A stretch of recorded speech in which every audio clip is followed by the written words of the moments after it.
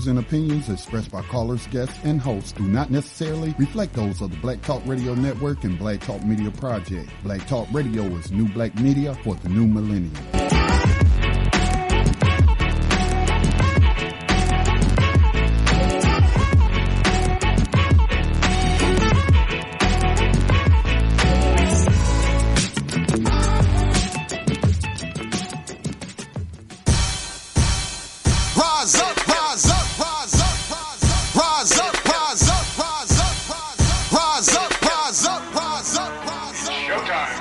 Just lift your eyes up, let your wise rise up. See the signs of the times, if it's time, rise up, rise up. When death and hell dwell among all God's people, when those we chose and trusted have become completely corrupted and inherently evil, when the feast that feeds you starves our Father's children, when snuff, porn, and pedo forms begin to get top billing, rise up. When famine claims millions, when justice gives blind eyes to billions, when the Lord's anger is no longer feared, if his protection is gone and your enemies are near, if you've seen the seas spill over and the mountains shake, break, and fall, if the moon ever turns blood red and you can't see the sun at all, rise up.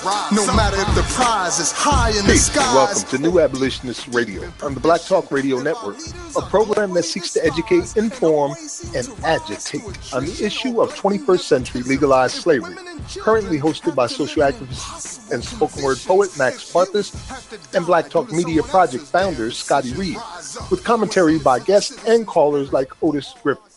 On this program, we discuss recent news on legalized 21st century slavery and human trafficking as it is allowed through the 13th Amendment of the U.S. Constitution, along with projects and people who help combat it. Today is the October 10th, 2017 broadcast of New Abolitionist Radio. On October 11th, in the year 1972, approximately 50 inmates at the Washington, D.C. jail seized control of a cell block and held 12 jail officials hostage, demanding improved jail conditions and reductions in jail overcrowding. Also on this day, in 1865, Paul Bogle led the last large-scale armed Jamaican rebellion for voting rights and an end to legal discrimination and economic oppression against African Jamaicans. Because of his efforts, Bogle was recognized as a national hero in Jamaica in 1969. His face appears on the Jamaican $2 bill and 10-cent coin. As always, there is a lot to report and even more to discuss. It's extremely important that someone provide a slavery abolitionist perspective. In this world of reform or no reform, we are the third alternative, which should have been the first. Courtesy of listener Jess Amos, I'm hoping I'm saying your last name right, Ames or Amos.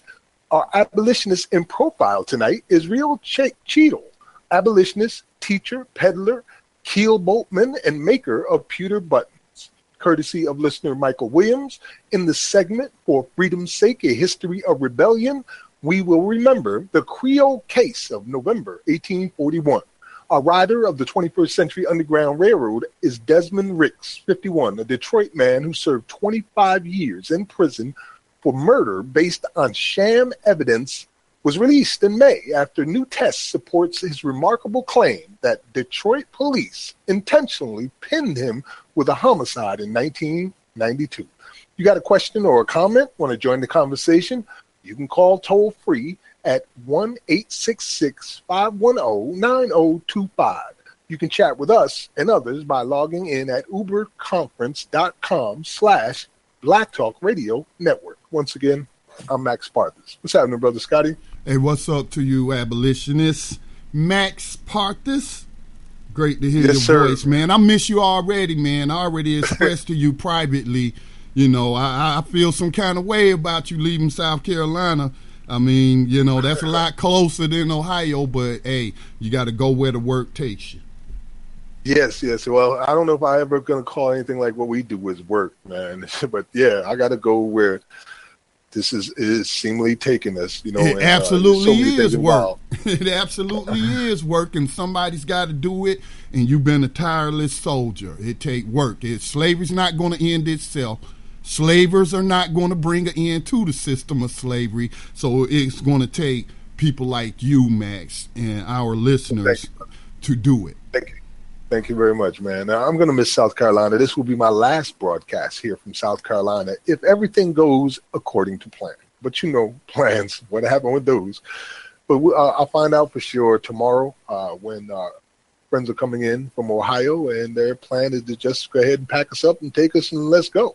And then from there we go to Ghana, and we'll spend a month in Ghana. And then when we come back, we'll be meeting up with our brother Tut in Atlanta, who runs Political Prisoner Radio, which you spoke with, Scotty Reed, and Chairman Fred Hampton Jr., and we'll be organizing some things on behalf of political prisoners there in Atlanta in December. That's going to be a big thing, too. Max, thank you because he contacted me, but he contacted me on Facebook. That's the brother that Greg took to the airport, right? From Washington, D.C. Yes. Okay, so we talking about, I remember he did the Political Prisoner Radio program. I was just talking today about on BTR News how we used to have Political Prisoner Radio, but because of circumstances out of people's control, we had to end that program. And I was speaking to him briefly about bringing it to Black Talk Radio and simulcasting it or publishing the podcast and what have you. So if you could, while I remember now, just get me his contact information after tonight's program, because I can't even find his Facebook profile, because we don't always use our real names on Facebook. So, all right. Tut is a true human hyperlink, like all of these political prisoners, the ones that you know so well and whose life stories are in books and all of that. Those are close friends of his. Like, he's in direct contact with those who are still living and the family of those who have passed away. So, like, he's right at the center of all of this. And I think he can make some major changes in, what's going on and be great assistance to the abolitionist movement. If he comes on Black Talk Radio Network, that is going to be an awesome thing.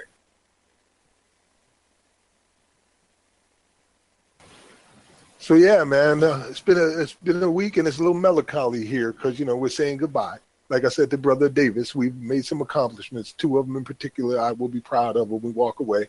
And I guess the third that I'll be proud about is that there's a lot of people down here whose passions have been pushed forward to the forefront about this issue. They're well educated. Passion stirred. I mean, if you can't get passionate about ending slavery, then you might well be dead. Well, it takes some explaining sometimes. We live in a world where you literally got to explain to people what slavery looks like and how it works. Like, are you serious right now? Well, yes, you have to do that.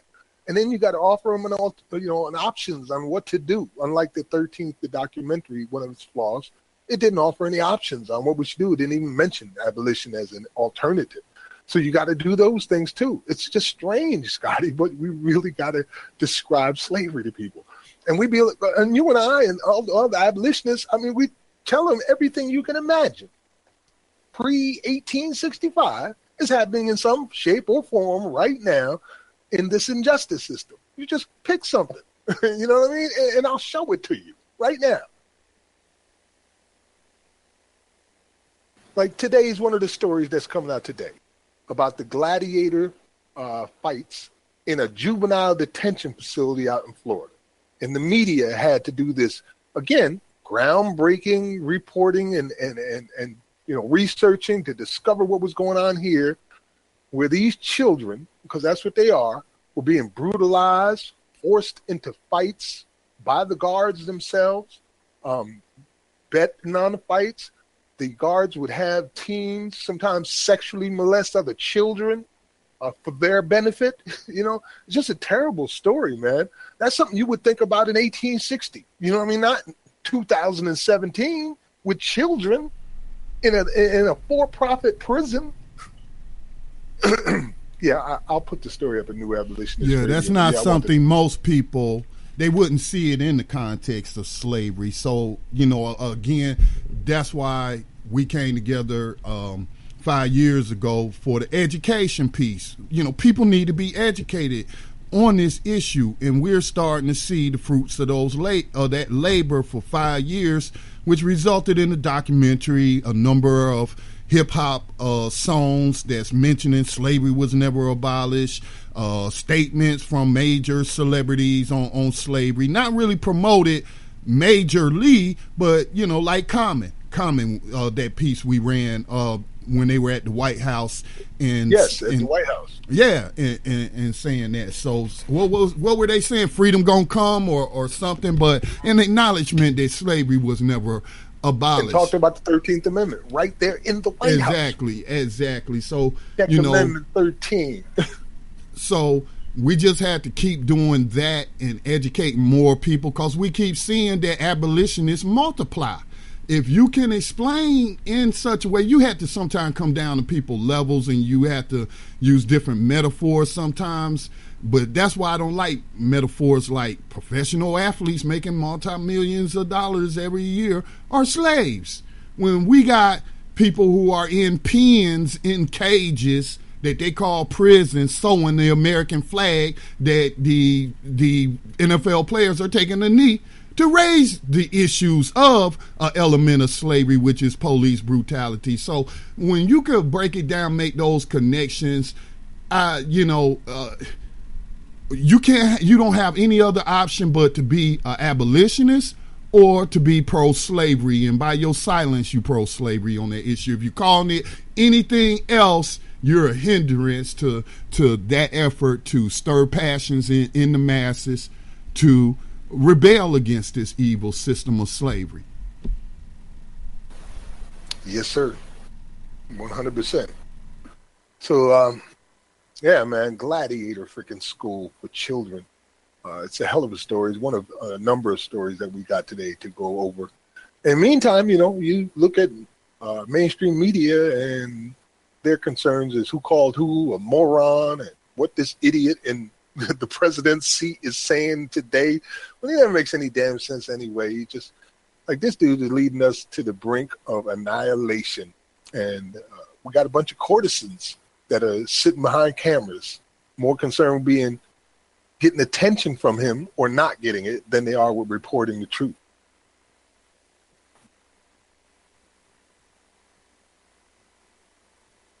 So how has your week been? And I'm sorry, before man. I say that, actually, is Otis also on the air with us? Otis, you there, brother? Yeah, he's on the line. He just hasn't unmuted himself. Yes, I'm here. I'm inspired. I'm listening to you talk about it. It's a constant battle. Everything I see, when I see the tentacles of slavery hitting on everything, I just finished sending a message to a law professor out of the University of Georgia. She wrote an excellent book talking about the color of money, black banks, and the racial wealth. She's a law professor, and they're taunting her now with this book review. And as soon as I go across a little excerpt they give me, and it says she tracks the persistence of the racial wealth gap from the end of slavery till today. I had to send her a long diatribe and tell her, I don't know how you can do that kind of research, come up with an excellent book, and you talking about the end of slavery. How could you read the 13th Amendment and tell me, as a law professor, that slavery has ended? She didn't read the 13th Amendment. There's an exception clause, and I take issue with it. So I'm waiting to get some feedback from her, because I had to stay on her and tell her, in the second edition of this book, you need to have that corrected. Slavery has not ended. We have signs of slavery. Yes. What you should do, as a representative of the new abolitionist movement, start inviting these people. Don't give them the diatribe just yet. Say that for on air and invite them to New Abolitionist Radio. You already know that's exactly what I do. I sent it to her and bookmarked it and told her, if you don't believe it, you can listen it tonight. We have some of the most well-versed individuals around the country we get a powwow every Wednesday at 8 o'clock. You're welcome to join us, and you can get with Scotty Reed if you'd like to do some commentary. That's exactly what I tell them.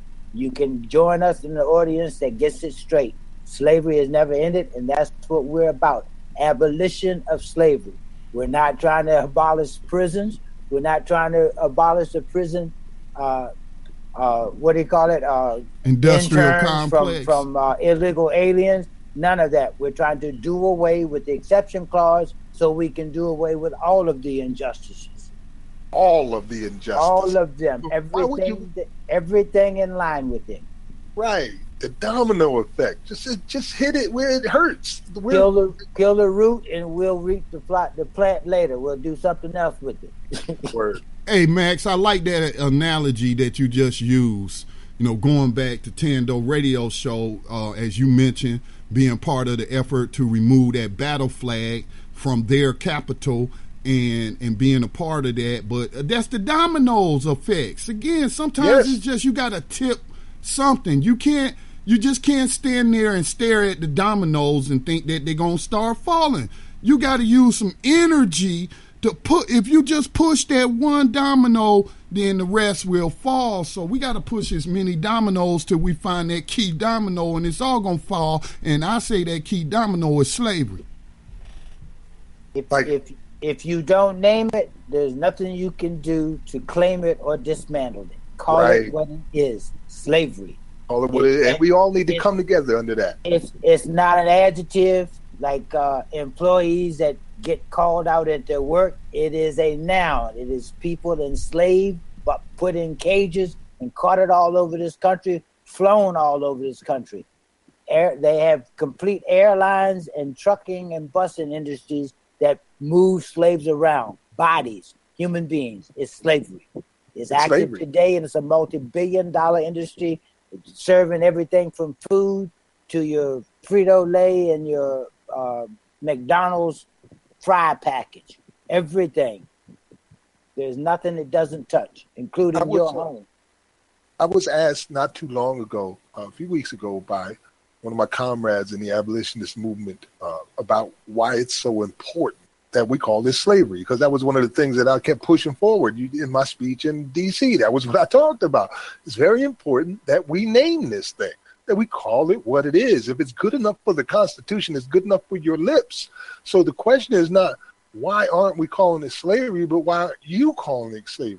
I mean, what is the motive that a person can't say this is slavery? That you got to find all these different synonyms and all these different sound likes or kind of likes or almost likes or comparisons to the point where you're even saying things like slave wages.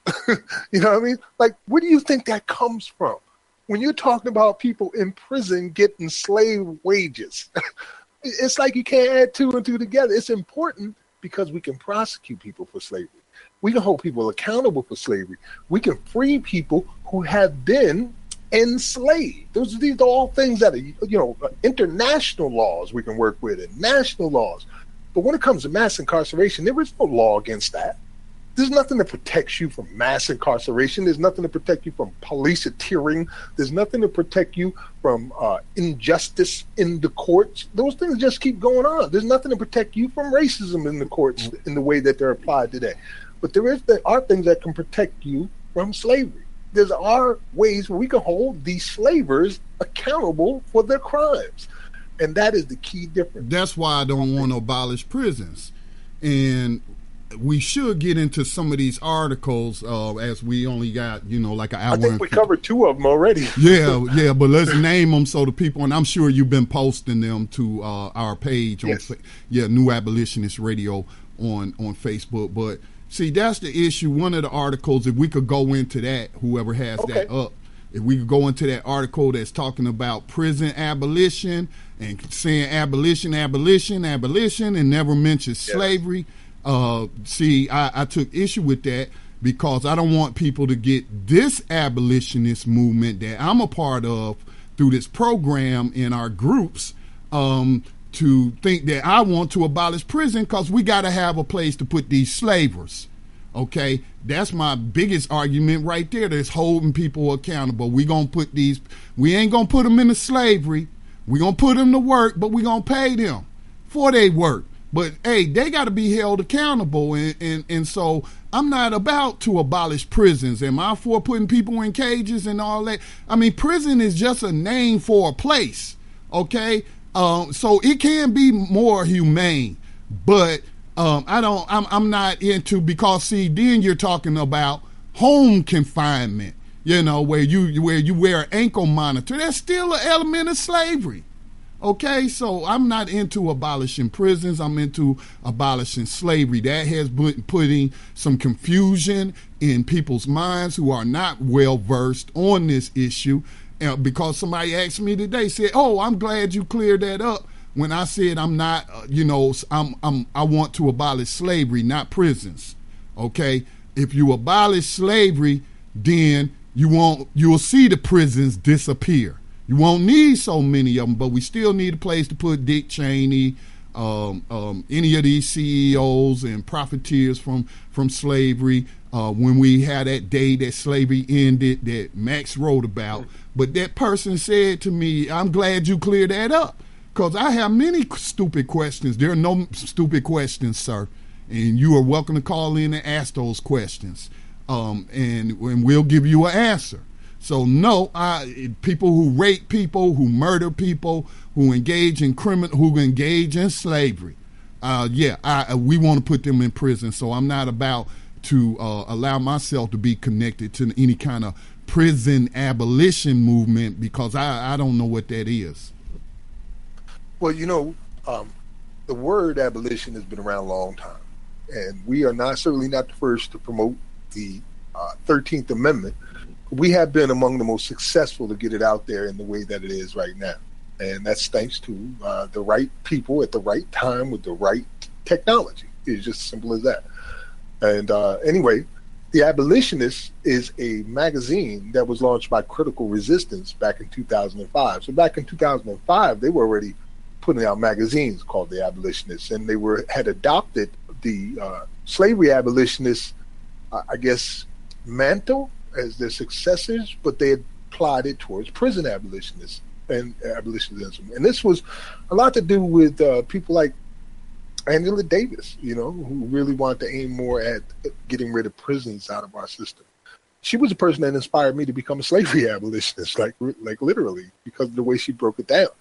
But nonetheless, they've been working at this for a while. And here we come along with the slavery abolition aspect, and we did create a lot of waves. We did cause a lot of people to become more and more aware of the 13th Amendment and slavery abolition. But it seems to me like they're purposely not mentioning any of that in these articles. Like, they really want people to just focus on prison abolition. And the key difference between slavery abolition and prison abolition is only one of us thinks this is a crime against humanity. Only one of us thinks that the people who are doing this needs to be held accountable. Only one of us thinks that we can get rid of most of the prisons simply by ending the process of a slave trade where people are captured in the streets, hunted, criminalized, demonized, then put to work for free inside these cages and also sold on the open market in the form of prison stocks and jail bonds. We see this as a crime against humanity, not as a mistake that we can be corrected, not as some error in judgment that you can now come up and fix it and make things better. So that's the key difference from my perspective.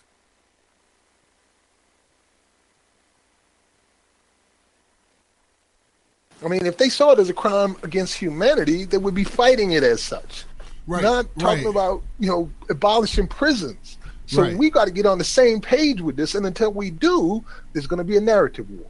And there's got to be a reason behind each side's motives as to presenting this particular argument in this way without being willing to listen to reason on either side. Again, now, Max, we listen to it. Max, my point is that too many people talking about symptoms and not the disease. Mm-hmm. And they're diagnosing symptoms and not making a connection that this is the cancer. Okay? That runny nose is really not a runny nose, but it's the beginning stages of HIV. You know what I'm saying? So, yes. So, the bigger picture. The bigger picture. Okay? The cancer that we have to cut out. And so a prison is just a building. I'm not trying to abolish buildings. I'm trying to abolish an institution of slavery.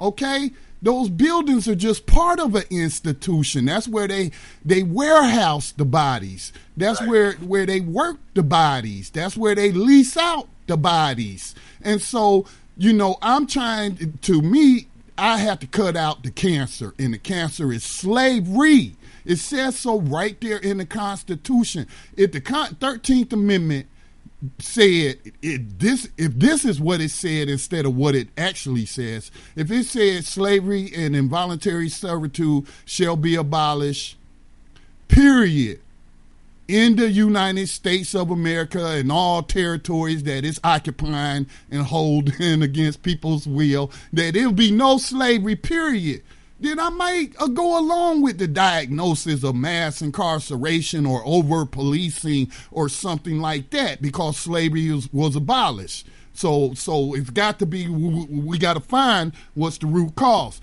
But since the Constitution says that slavery and involuntary servitude shall be abolished, except as punishment for crime where a person has been duly convicted in a court by their peers, and I'm paraphrasing now, and that duly convicted, as Otis pointed out to me, doesn't mean a just conviction, doesn't mean the person was actually convicted, guilty.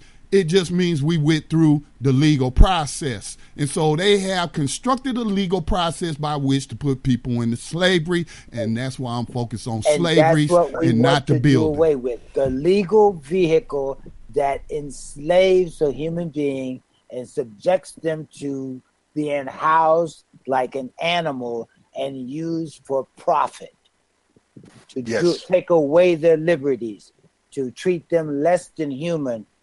That is the problem, having a legal vehicle to enslave a human being and call it justice. We need to do away with that.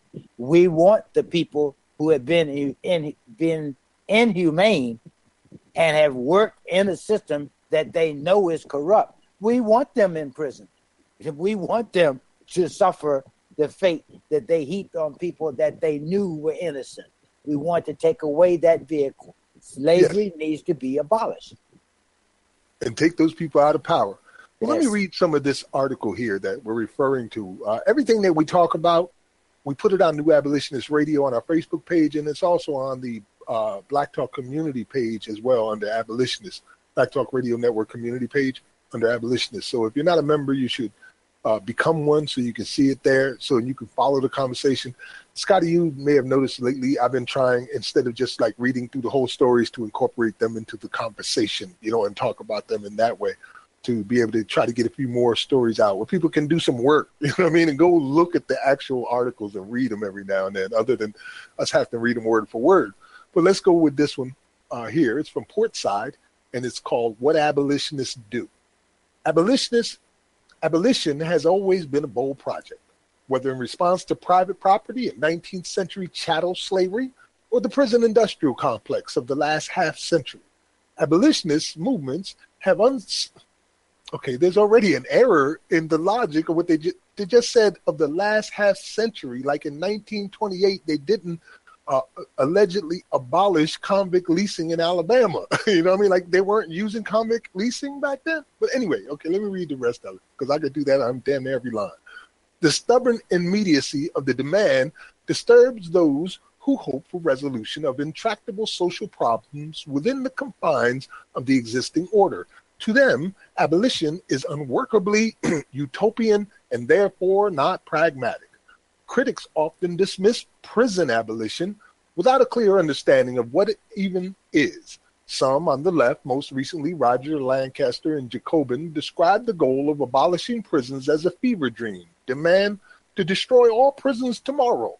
But Lancaster's disregard for abolition appears based on a reading of a highly idiosyncratic and unrepresentative group of abolitionist thinkers and evinces little knowledge of decades of abolitionist organizing and its powerful impacts. To us, people with a combined several decades of experience, oh my God, really, is this where we at now? We're pulling out our experience card. Look at my degree. I got a degree. You want to see 3 more? Come on now. Like, the average person don't know what the hell abolition is and can't learn. Anyway, in the prison abolitionist movement, abolition is both a lodestar and a practical necessity. Central to abolitionist work are the many fights for non-reformist reforms. These measures These measures that reduce the power of an oppressive system while illuminating the system's inability to solve the crisis it creates. The late Rose Braz, a longtime staffer and member of Critical Resistance, emphasized this point in the 2008 interview. A prerequisite to seeking any social change is the naming of it, she said. In other words, even though the goal we seek may be far away, unless we name it and fight for it today, it will never come. Man, I couldn't agree anymore with that statement.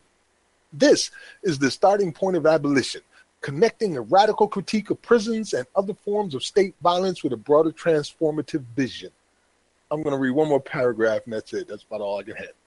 These strategies and tactics harmonize with, inspire, and are inspired by many other left traditions. Socialists, why is this a left tradition? Okay, anyway. Socialists do not fight for trade unions in order to institutionalize capitalist social relations or build an aristocracy of labor. They do so in order to create durable structures that undermine the power of employers to exploit workers. And they do so with a radical humanist tradition in mind as well, to make actual people's lives better, to overcome sexual harassment, to reduce workplace injuries, to build solidarity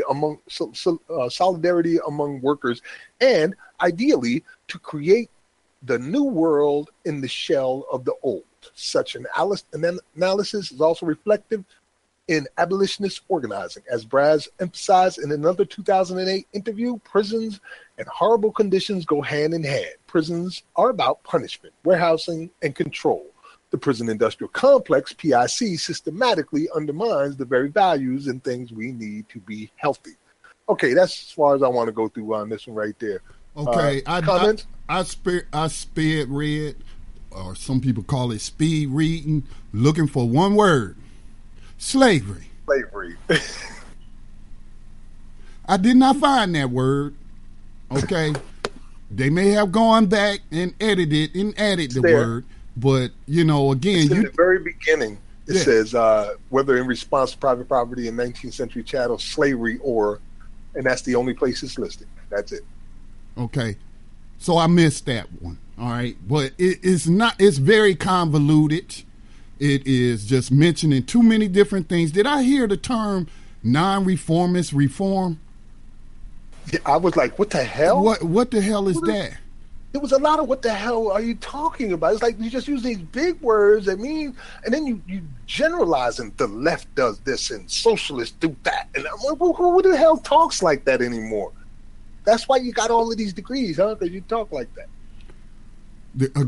Taking it back to my analogy between a disease and symptoms. So they talking about wiping somebody's nose. They gonna wipe Uncle Sam's nose, or they gonna wipe Donald Trump's nose, and we're going to get these reforms implemented while slavery still exists, while his Wall Street buddies and private prison investors are just raking in the dough as they keep raking in bodies, you know. So, again, it's not, we don't want to, that's what we've been doing for the past 50 to 60 years, is treating symptoms and not coming up with the cure.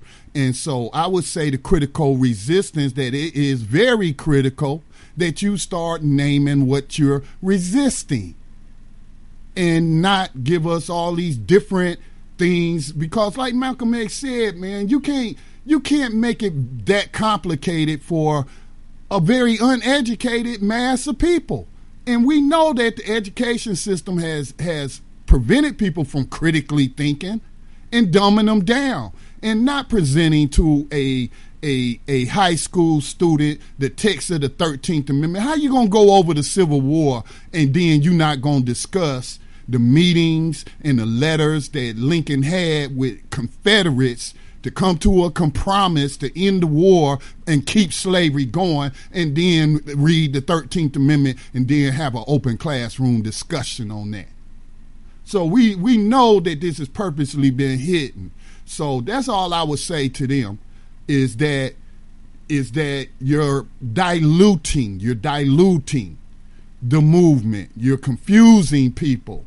You are scattering people in different directions when it all should be under the umbrella of slavery. abolition, not prison abolition. That's a symptom of slavery. Because if you get rid of slavery, if I cure slavery, then that symptom that is represented by that prison you're talking about, obviously it's going to go away. Yeah, it's really a misrepresentation of what you're trying to accomplish here, because what you're actually doing is reforming the system. That's your goal, is to reform it. World with no prisons, or no country with no prisons. So that's a reform right there. That's not an end to slavery. That you have a country with no crime too? Is that the plan? Because you're going to have criminals. You're going to have people who have done really bad things, and something needs to be done with them. How we're going to work that out? And I'm sure you got some ideas along the way, but at no point in that do you see this as a crime against humanity. At no point in that is this even perceived as something that, as a system of slavery, needs to be abolished. That's not mentioned except just passingly in the very beginning. And that's only to associate the abolition you're doing with the slavery abolitionist movement, when it's really not the same thing at all. What you're hearing right here tonight on Black Talk Radio Network, New Abolitionist Radio, are the successors of the abolitionist movement, because we are doing the same thing they did. We're taking our cues from Frederick Douglass and Harriet Tubman and John Brown. We're not taking our cues from some lawyer from 10 years ago, okay? And let me read something else from out of this article. It says, with evangelical zeal, abolitionists insist that we must choose between abolition and reform, while discounting reform is a viable option. While one could find evangelical zeal among any political movement, it is inaccurate to cast abolitionists as opposed to incremental change.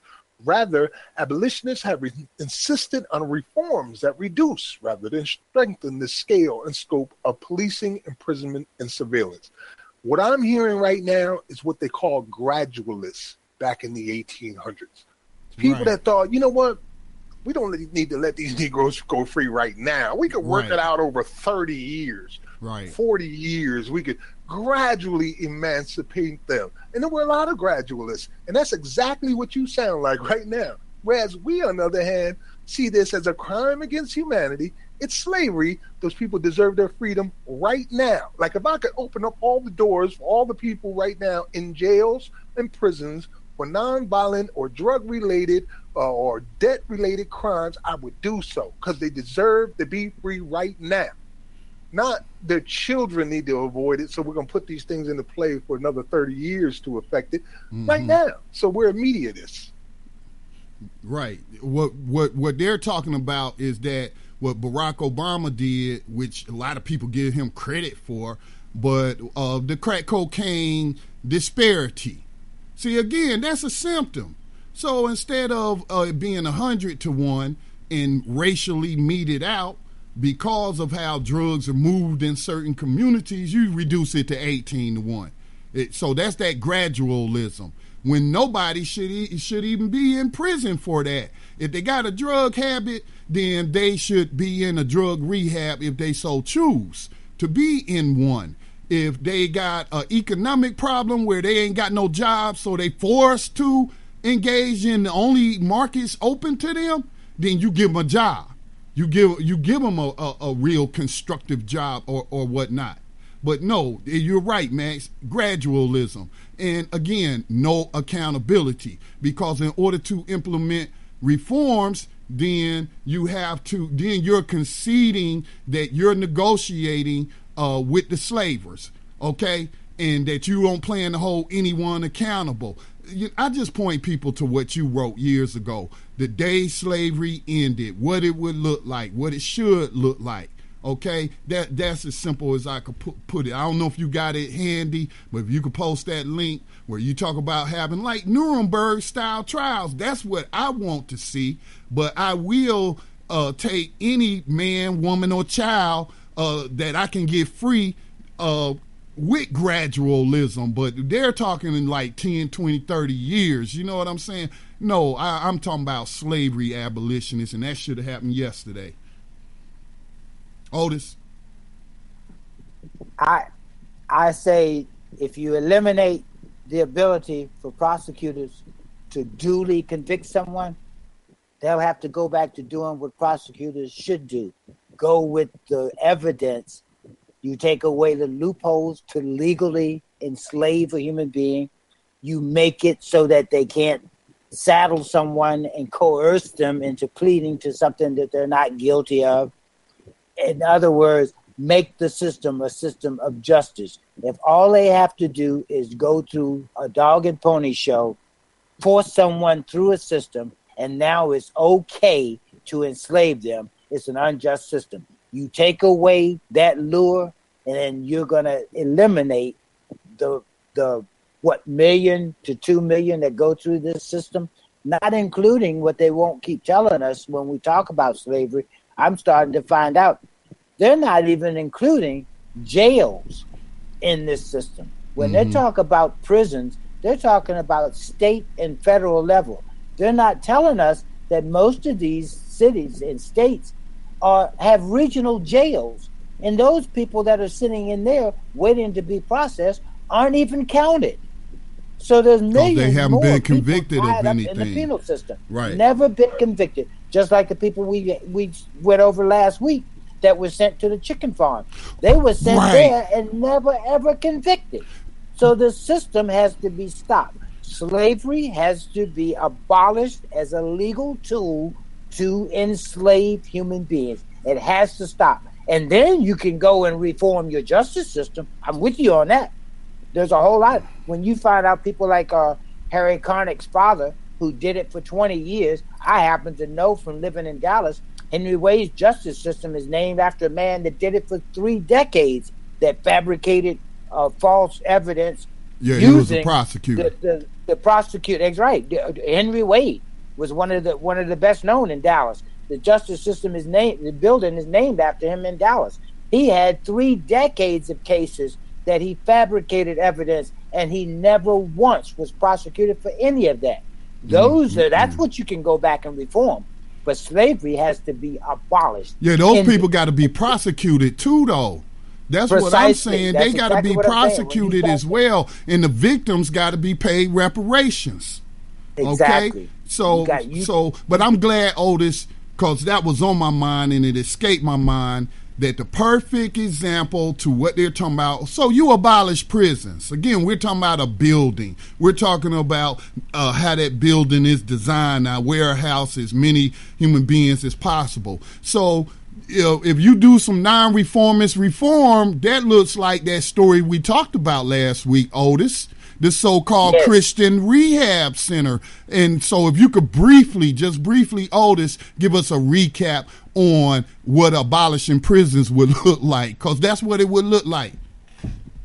Right. Oh, yes. A nonprofit set up under religious conditions, fabricated to make it appear like you're going to send someone to rehab, and instead you put them in a commercial processing plant, eliminating jobs. Chicken processing plant. Very dangerous. Billions, sending free labor, no work protection, no workman's comp, no compensation for your labor, and you do nothing but supply a billion-dollar corporation so efficiently until they come together in a group and fabricate even more rehab centers for you, and there's nothing to rehabilitate the person that's involved.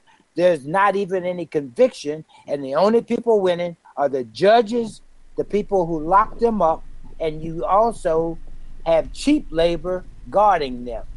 And then one of the guys, he wasn't even on drugs.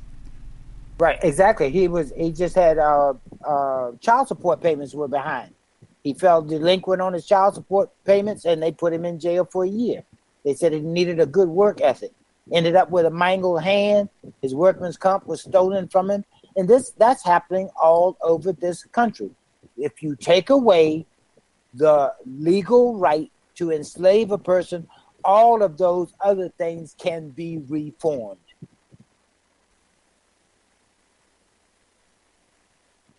What? You want more? Oh, man.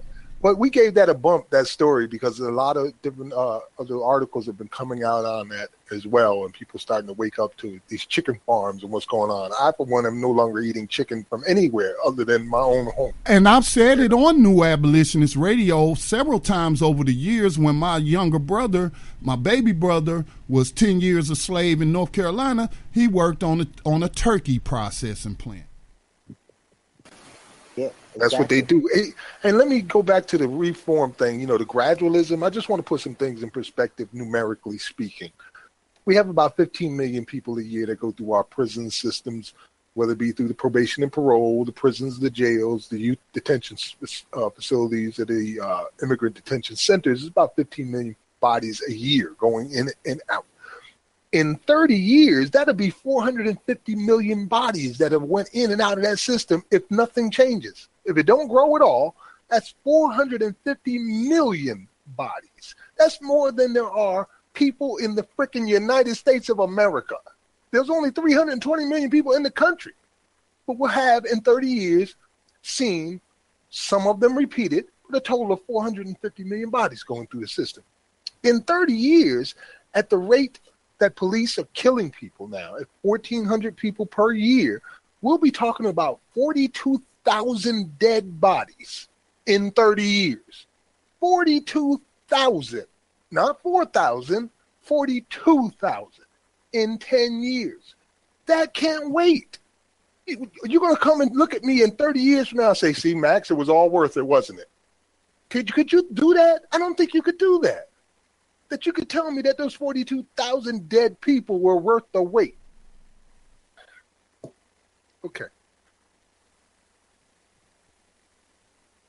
So, yeah, abolition applies to abolishing certain segments. Like you could abolish the bail system. They're trying to abolish the police force. They want to abolish a number of different things. The word is very liberally used in different aspects, but we're talking slavery abolition, which ties all that together. If we can end slavery, all those other things are going to end by default. We're just part of the process. Right, and right. I'd like to throw in one other thing. I see strategic melanin. Otis, I was about to read that. Go ahead and read that, what she wrote. To do away with the illegal bail system. She's talking about that's another thing that can. She says reform, I say it should be abolished. Bail system. It is against the Constitution for you to impose a financial burden on someone when their income level won't allow for it. This system that we're using now, none of the judges are actually going by your constitutional rights. They impose bail at will, knowing that they have a system set up so that a individual or a company can set up a bail bond, take your money, when 9 times out of 10, the person being processed has never left his community. It's not like they gonna have any flight for some of the things that they're getting bail for, but that's another way to monetize and strap debt on you and make you what? A legal slave. And you go to jail. For the listeners' purpose, let me read the 8th Amendment for them. The 8th Amendment of the Constitution states, excessive bail shall not be required, nor excessive fines imposed, nor cruel and unusual punishments inflicted. The amendment is meant to safeguard Americans against excessive punishments. Right. And also, I think you've mentioned, I remember you mentioning, Max, isn't the United States one of 2 or 3 countries that have the bail system? Just 2 in the whole world, us and the Philippines, and you already know what the Philippines are going through. Oh man, so, yeah, they dragging suspected, not convicted of anything, but suspected drug dealers and users into the street and shooting them in the head. And Donald Trump called Rodrigo, I call him Mad Dog Duarte, to tell him what a great job he's doing in the war on drugs. And so we do got a caller, 719, wants to chime in. We got about, just for everybody, 10 minutes before our station identification break. But 719, thank you for chiming in to New Abolitionist Radio. If you want to share your name, go ahead and give us your question or comment. Hey, Scotty, Max, peace. Otis, thank you for letting me talk. Peace and welcome to New Abolitionist Radio. Who are we speaking to? We're speaking to Ramon. It's Ramon. Oh, Brother Ramon. What's happening, Brother Ramon? What's going on, y'all? I love the conversation. Y'all made me realize something, and I haven't heard nobody talking about this lately. Have y'all realized that the Miranda right has disappeared? Yes. Nobody has been Mirandized since we've been seeing. No, even when we see them arrest on TV, we don't hear you have the right to remain silent. Well, I don't know. Everything that. Oh, go ahead. I'm sorry. Go ahead. Well, everything you were saying, Otis, just made it. That's what made me think about it. The Miranda right is supposed to be in place for those things such as the Fifth Amendment, and take pleading the Fifth and things like that. So what I realize is we've let that go past us, and we haven't even spoke on that. That's probably right there sets the tone for a lot of what y'all are talking about, or at least y'all made me think about it that way. I can do the research on it, but I can tell you from memory, there's a case out of San Antonio with a Spanish guy that happened about 4 years ago. The right when he was being interrogated or questioned by the police, the Supreme Court actually did a ruling on it that says now being silent is not necessarily a right. It can be used to implicate you as a guilty party. I'll have to look that up and share it in the New Abolitionist thing. So basically, because the court did that, most of the police departments are no longer telling you, because they say it's not mandatory upon contact with the police to read it. They only have to read it if they intend to hold you or lock you up. So that's been used as a legal shield so that prosecutors don't have to worry about getting the case thrown out anymore. You're right. It's no longer even being pushed by the police departments as mandatory. In other words, the police are under no obligation to tell you what your constitutional rights are. It's a case from about 4 years ago. I'll dig it up before I go to sleep tonight and try to share it in the chat room. On the page. I'm sure I got it bookmarked somewhere. So the system is about filling beds. That's what it's about. And you got to criminalize people to do that. And in order to criminalize them, there's a process that you can put them through so it stays perpetual.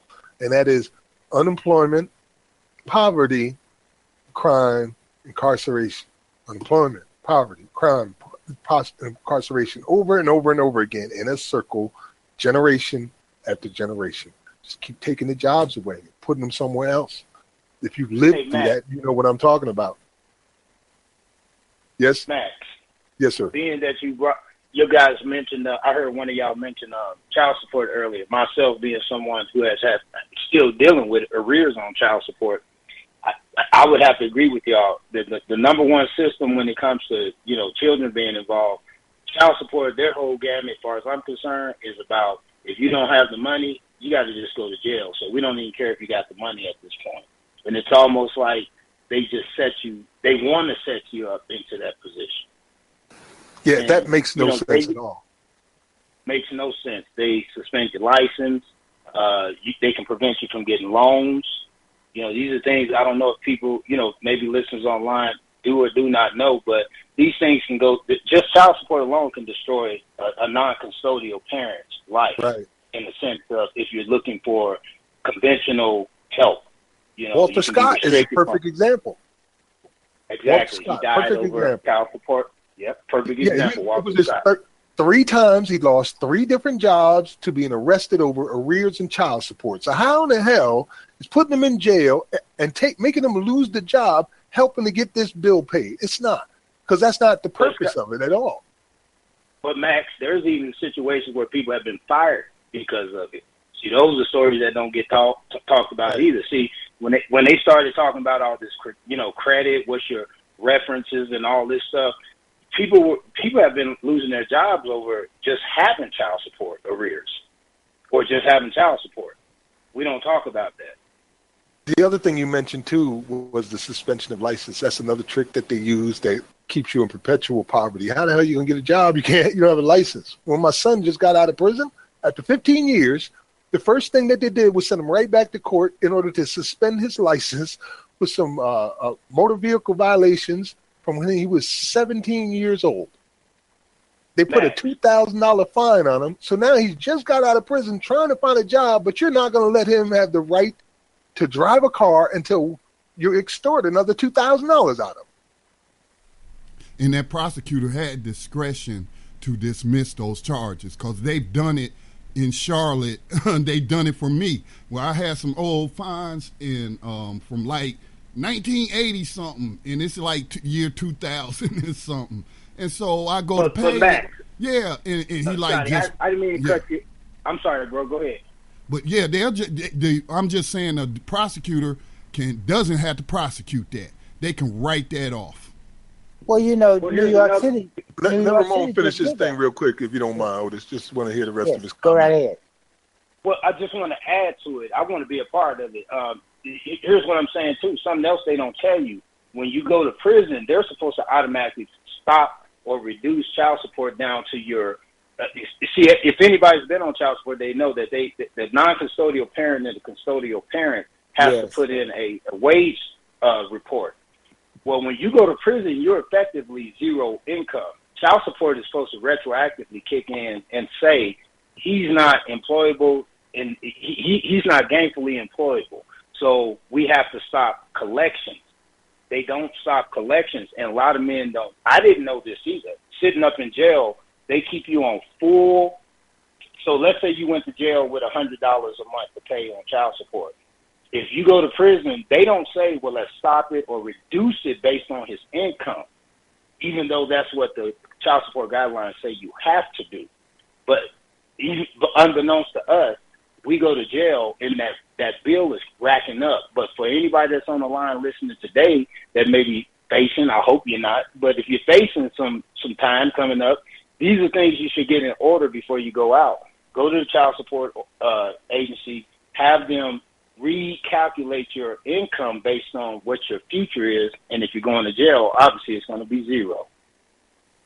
Thank you. Yeah, you touched on one other thing I'll say quickly, too. That's part of what Republicans have been ratcheting back, and Democrats are partly guilty on it, too, is not funding adequate representation with public defenders.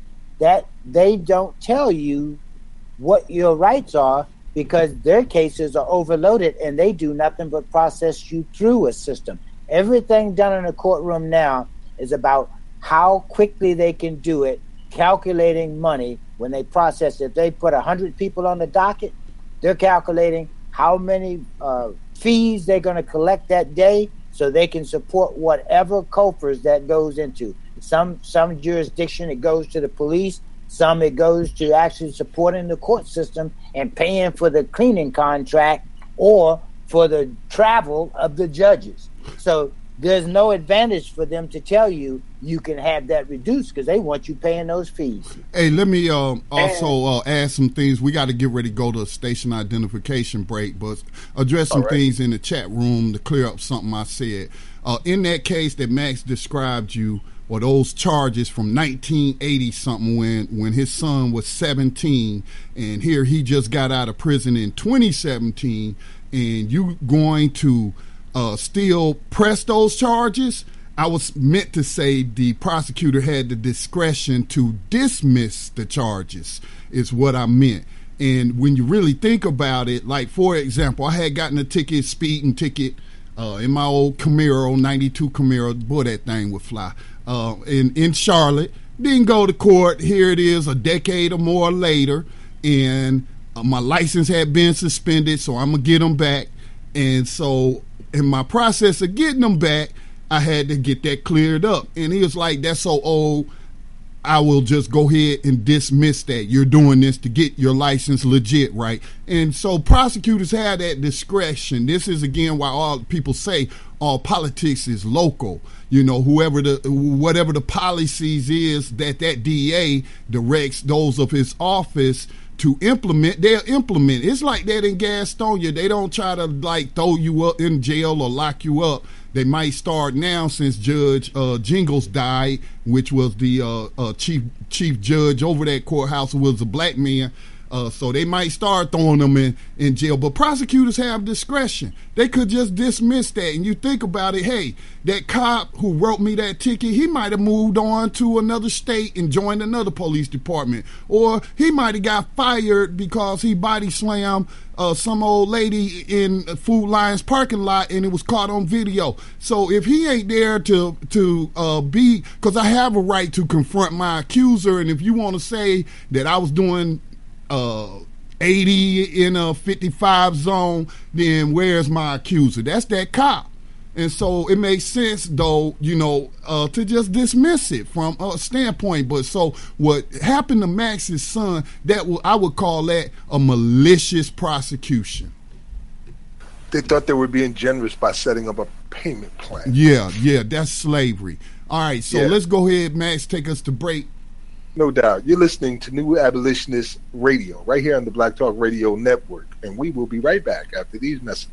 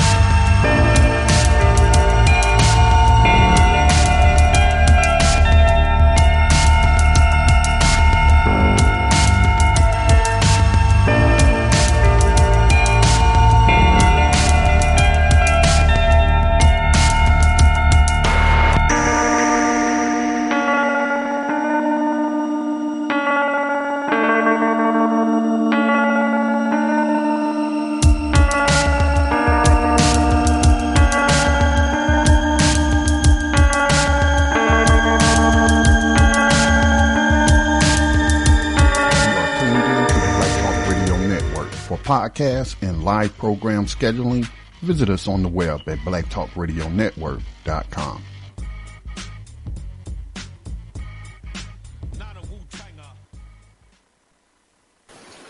Welcome back to New Abolitionist Radio. I just want to add one last thing to the conversation that we were having in regards to child support and the like. Walter Scott, and I mentioned him, he is an example of what's going on here in South Carolina. In South Carolina, 1 in 8 of everybody that's in the jail is in there for child support payments. And in his case, the article that I'm quoting from right now is available on New Abolitionist Radio. But they say Scott, who was killed on Saturday by police officer Michael Slager in North Charleston, South Carolina, has also long struggled to pay child support. In 2008, he went to jail for full 6 months after falling behind by $6,800 in child support payments. According to the Associated Press, Scott spent one night in jail in both 2011 and in 2012, again because he owed thousands in child support. At the time of Scott's death, there was a warrant out for his arrest due to failure to make child support payments. Scott also had a history of conviction and arrests for other offenses. I don't know why they're mentioning this, but according to the Post-Courier and Charleston paper. So, right there, over and over again, he was being hit with this, and it wasn't helping to pay any bill or take care of any children. It was just oppression, pure and simple. And the other thing I forgot to mention, Max, is the profit motive. J.P. Morgan Chase, they handled the cars here in North Carolina. Because, see, I've been on the other side. Well, I've been on both sides. I have a child. First I have 2 children, 2 daughters from my marriage to my ex-wife. All right, so I was the custodial parent, and at the time I looked at it, she should have been under a child support order, but not getting into my personal history and why she should have been made to pay or had that hanging over her head, but at least I did dismiss some of the debt when she was facing going to jail, because how can I come on New Abolitionist Radio and I just then sent this woman into slavery, over $1,000, you know what I'm saying? And so I've been on the other side of it, but it would be like years that she wouldn't pay, but then when she filed her taxes, it's automatically taken. And they give you a debit card for that. They don't send you no check or nothing. It's all electronic. And guess who handles that? J.P. Morgan Chase. Well, I think they were named as one of the 6 banks that are essential to the running of prisons and what have you. That we talked to, article comes to mind, the 6 major banks. So JP Morgan is also in on that child support because they get fees. And so, and that's how they roll. Yeah. So, like, they was trying. I told them one time, they like, and see, she wouldn't go to prison because I would never show up in court to press it or whatever. Or if she was looking at jail, I go in there and say, yeah, she could just pay a little bit on it. And no, I don't agree with sending her to jail because she'll lose her job. And these children are being taken care of. So I ain't down with sending her to jail, you know. And so, and then how would my children look at me? I'm sending their mother. So I'm thinking about all this kind of stuff, you know what I'm saying? But then she would get behind, man. And so it would be like 2,000 behind or something like that.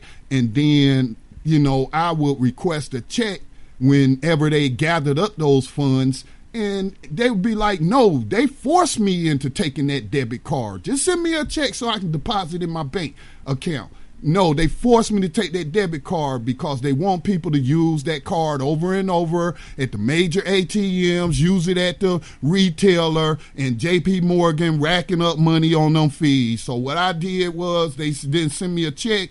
Is I would take that card and make the maximum withdrawal at that ATM until I had that money. You're not gonna make no fees off of me. So I mean, it's just, man, it's just so entwined in.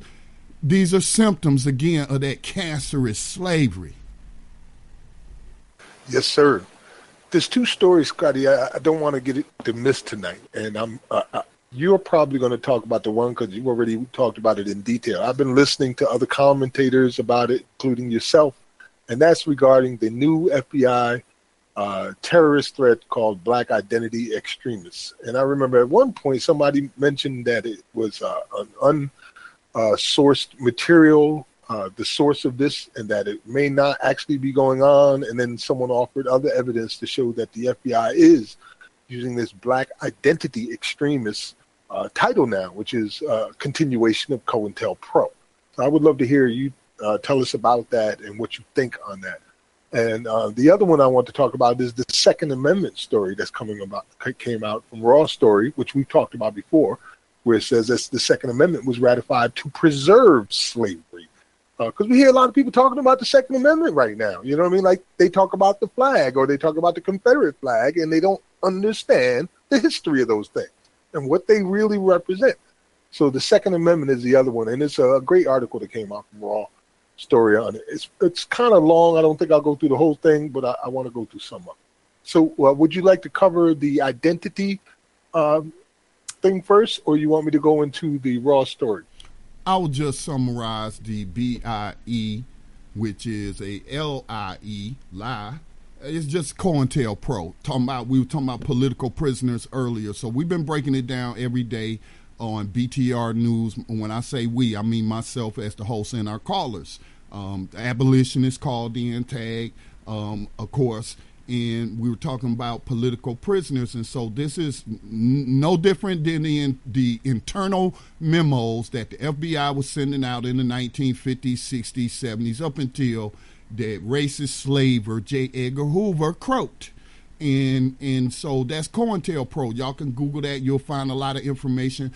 How that came to light was some activists had broke into a FBI field office and stole documents, and these were among the documents was this illegal, even by their standards and their federal codes and laws, was an illegal program. It included spying, framing people for crimes they didn't commit, and leading to all of these political prisoners that many are still in prison today and dying in prison as a result of this illegal program. You can also refer yourself on YouTube, look for like the Frank Church Committee, where they talk about how the FBI was also, they were putting out propaganda, the CIA as well, and using news organizations like NBC in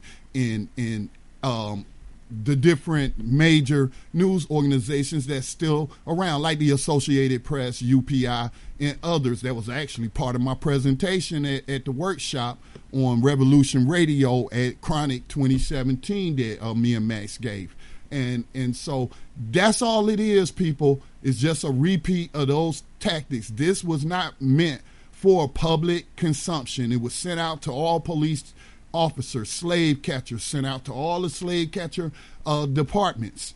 And so all the vague language, the methodology that they're using, this is just a repeat of that. And it shouldn't come to any surprise to anyone who knows the history of Jeff Sessions. His racism and connections to white supremacy was pointed out in his Senate confirmation hearings. And I had Tom Tillis, the senator, one of the senators from North Carolina, going to tell me when I pointed out the differences between his rhetoric and what Jeff Sessions stood for before you vote to confirm this dude who is all about putting people into slavery and bringing up the drug war while you trying to, talking about we need some reform, and you going to tell me that that's your friend, that one white male to another white male, you down with Jeff Beauregard Sessions. That's what Tom Tillis said in a letter to me that I still have.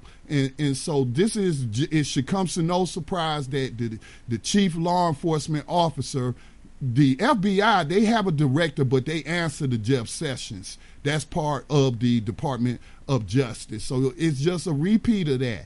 And so, a bunch of stereotypes, just sharing some news reports from who? From white people papers, like H. Rep. Brown called them, white power press.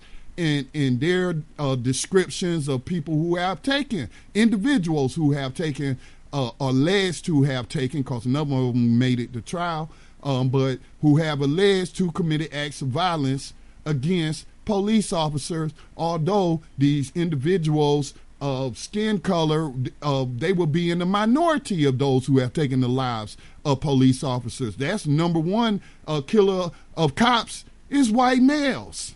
And so this ideal to then, put this report out there and try to say that if you identify as a Moor, if you engage in any kind of rhetoric that you don't recognize the authority of the United States, then you are an extremist. You ain't got to be sitting around plotting to overthrow the U.S. government, but you sitting up with other people talking about, I don't recognize your authority. And that's enough to label you an extremist, which the next step is a terrorist. And we know they've already implemented policies, again, nothing new at all, where they can lock you up and give you indefinite detention, without ever charging you with a crime. I mean, if they're killing you without, on what they call improbable cause, well, that's not a evidence of guilt. So that's what that's about. I don't want to spend any more time on it from my perspective. Other people can get their perspective, but I'll be talking about it again on BTR News, and you can check out the past 2 podcasts, because I'm stretching those 12 pages out over 5 days, so Monday through Friday, 12 o'clock noon Eastern. Congratulations on the launch of the new magazine too. I saw your first edition that came out. That was pretty slick, man. Yeah. The one thing I'll add to it, Scotty, is that was said toward the end of your program earlier today. I went back and looked over some stuff from Snowden about data and surveillance to tie this into what you're talking about with this BIE. This is nothing but a public declaration to law enforcement to basically let them know where the Justice Department stands on any confrontation or contact they have with these, quote, extremists. A perfect example is the FBI also did an internal report several years ago when Obama was still in office about how white supremacists had infiltrated law enforcement. They didn't put it out in a public display and give us all the details. All they did was leak it to people like the Washington Post. It hit on the news for maybe a week or so and just let it go. This time, they put out the full document on black people that are supposed to be extremists. That's letting law enforcement at all levels know if you need a way to make these people criminals, you have it. They are black extremists. And these people that come on Facebook talking about what they're going to do, all of your data is being warehoused. Law enforcement no longer is about catching you in the act. It's about corralling you and then going back, getting all of your data and information, and doing the same thing they did in New York City when they were locking up these gangs for association. They do it all now with your electronics, where your phone is, who's in the neighborhood with your phone. All of that is cataloged, is in metadata. I put up on my page, I'm going to have to put it back on New Abolitionists so you can see it. Snowden, when he came out, he explained why he did what he did, because he found out that's what law enforcement was doing. They would lock people up, then go back and go through your data, then come to court and not tell where they got the information from. So in other words, what they're doing is going over stored information. That's why you can't, it's a waste of your time to try to tell law enforcement a lie about where you are, what you do, if you use a computer or a digital phone. You can forget it. They can tell where you were, when you were there, and you can even go on your cell phone. I own an iPhone. I had to show it to my sisters and my nephews. You can pull up data and show exactly where you've been over the last 3 or 4 years, right on your iPhone. Show you all your locations across the continental U.S. So people need to understand this is just an open way of telling every law enforcement department, from the small ones right on up to the state level, if you contact so-and-so and they're a problem, you can get the data and find a way to lock them up as an extremist. It's trying to control the movement that is building, the resistance that's building. This is a good transition to the other article, but first I'll make some comments. And I say it's a good transition because the quote from the article on the Second Amendment basically says slavery can only exist in the context of a police state. And it's also not coincidental that George Wackenhut, the founder of Wackenhut Corrections, who also launched his initial IPO along with the Clinton crime bill, and it was the founder of what we now know today as the GEO Group, a global multinational for-profit prison company, was also an FBI agent. And look at how, let me read to you a little bit of George Wackenhut's history so you understand the connection I'm making here. In 1951, Wackenhut joined the FBI as a special agent in Indianapolis and Atlanta, handling counterfeit money and bad check cases and tracking down Army deserters. He resigned in 1954 to launch Special Agents Investigations in Coral Gables, Florida, with 3 other former agents, William Stanton, A. Kenneth Atchell, and Miami lawyer and FBI agent Ed Du Bois Jr. Following an infamous in-office fistfight with Du Bois in 1955, a professional split occurred, and Du Bois went on to form his own company, Investigators Incorporated, focusing on private investigations. In 1958, Wackenhut bought out his remaining partners, renamed the company after himself, and expanded into the security guard field and went public in 1965. George Wackenhut was known as the hardline right-winger. He built up dossiers on Americans suspected of being communists or left-leaning subversives and sympathizers, and sold the information to interested parties. Frank Donner claimed in his book, Age of Surveillance, that the Wackenhut Correction maintained and updated its files even after the McCarthy hysteria had ebbed, adding the names of anti-war protesters and civil rights demonstrators to its derogatory types list. By 1965, Wackenhut was boasting to potential investors that the company maintained files on 2.5 million suspected dissidents, 1 in 46 American adults then living. And that is now the GEO Group. That's the man who started it. See, from slave to criminal with one amendment. Poof, the 13th Amendment. Now you got them as criminals. You're not calling them slaves anymore. And who's the criminals? Well, we've got real criminals, and then we're going to add these people who were not criminals prior, but now they're going to be criminals. And those are the same people who were slaves primarily prior to that. And now you can go out and hunt them and capture them and keep doing the same things you had always been doing under the guise of law. By what standard of morality can the violence used by a slave to break his chains be considered the same as the violence of the slave master? Walter Rodney. Shout out to Sharon Smith for sharing that. All right, so the next story I wanted to do this segue is from the Raw story, and it's titled "The Second Amendment was Ratified to Preserve Slavery" by Tom Hartman, and it's July 2016. It says the real reason the Second Amendment was ratified and why it says state instead of country, the framers knew the difference, see the 10th Amendment, was to preserve the slave patrol militias in the southern states, which was necessary to get Virginia's vote. Founders Patrick Henry, George Mason, and James Madison were totally clear on that, and we all should be too.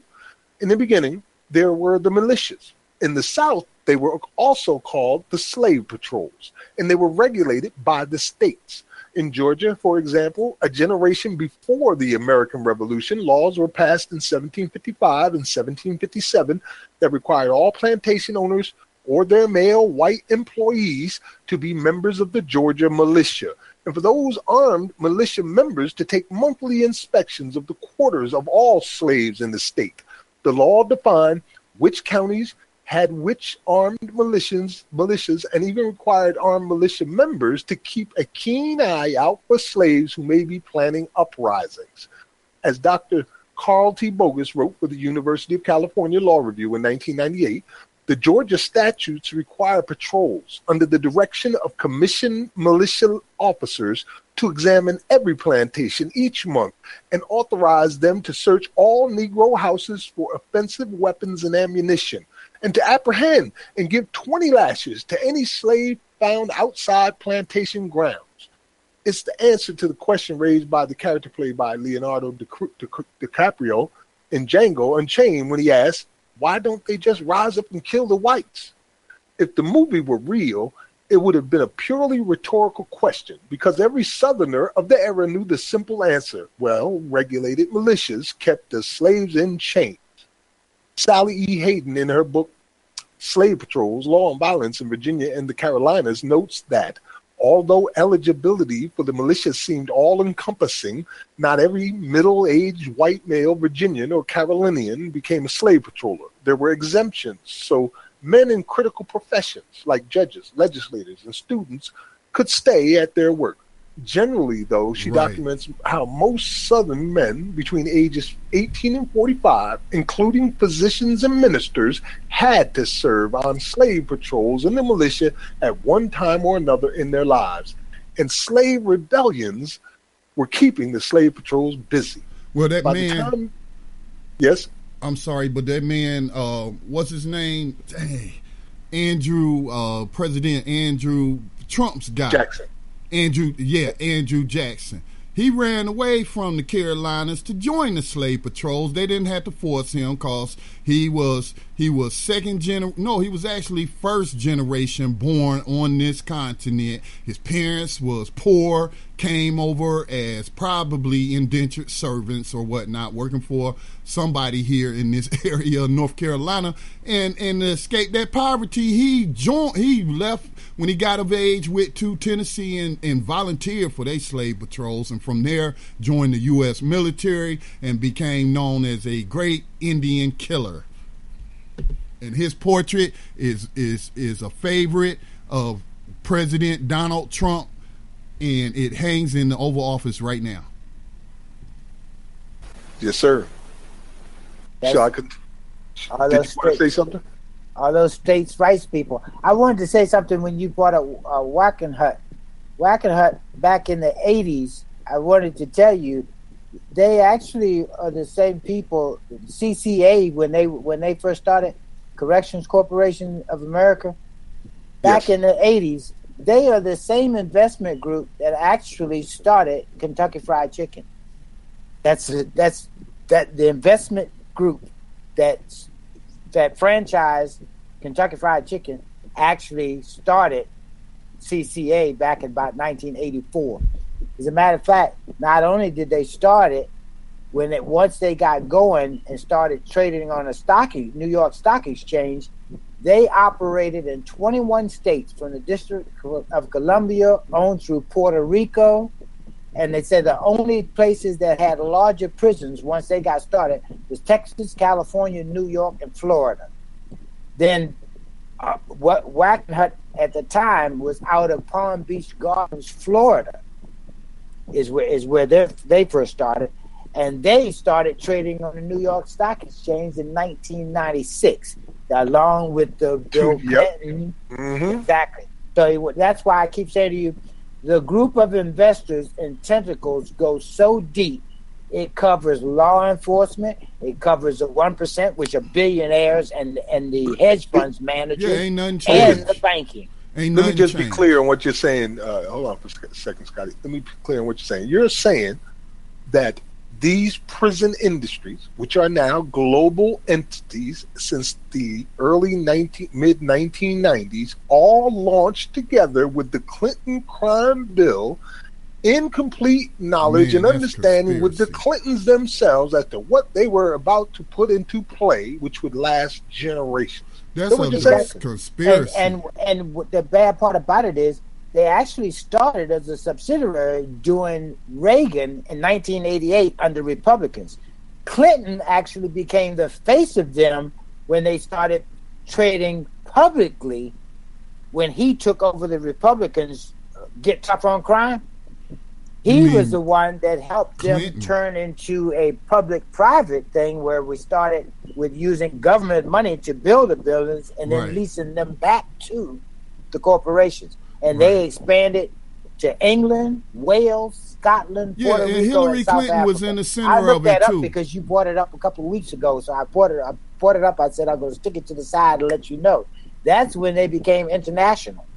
Yeah, one of our listeners actually had mentioned that to me earlier, where they commented on a story, and Hillary Clinton's name was brought up, and he said that she was calling black boys gangs of super predators, and this dude tried to defend them, and I ain't gonna call his name out. He know who he is from South Carolina. But he was trying to defend her, and I know he is one of those Clinton super fans and whatnot. But that was pointed out to them, and Hillary Clinton was in the center of that. Now, y'all just mentioned, the launch of that. That's a conspiracy right there to violate people's human rights, because that's a violation of the UN Charter on Human Rights. It's just that nobody's prosecuting these people. And we're recognizing them we're allowing these people to be legislatures and make laws.